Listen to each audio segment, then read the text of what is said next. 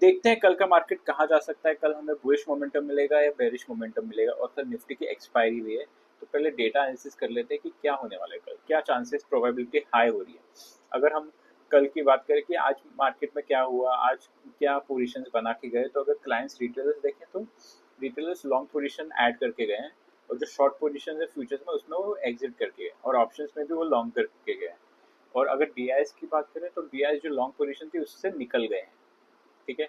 और जो short position है उससे भी निकल गए, तो हल्के से बुलिश है। और अगर एफ की बात करें तो मोस्टली एफ ने क्या किया है, 3600 क्वांटिटी से भी ज़्यादा लॉन्ग पोजीशन जो थी उनकी फ्यूचर्स में वो एग्जिट करके गए हैं, और शॉर्ट पोजीशन में एग्रेसिवली बाय करके गए हैं, एग्रेसिवली शॉर्ट करके गए हैं।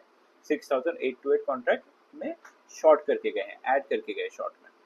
और वही उनके ऑप्शंस में भी देखेंगे तो ऑप्शन में भी वो लोग बेयरिश पोजीशन बना के गए हुए हैं। और प्रॉपर्टी डेस्क देखे तो प्रॉपर्टी डेस्क ने कोई फ्यूचर्स में न्यू पोजीशन ऐड नहीं किया।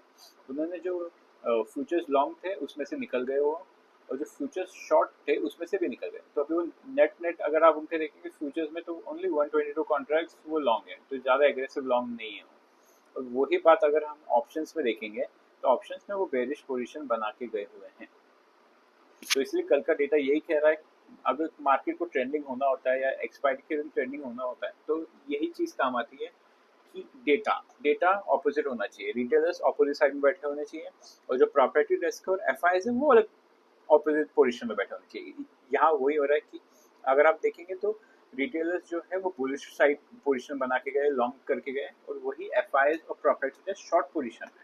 तो कल मार्केट की चांसेस बहुत हाई है कि अगर हमें गैप अप ओपनिंग होती है, मार्केट ऊपर उछलता है, तो हमें वहाँ से एक डिप देखने मिल सकती है। अगर मार्केट फ्लैट खुला तो वहाँ से भी चांसेस है कि हमें डाउनवर्ड मूव देखने मिल सकता है, प्रोबेबिलिटी हाई है।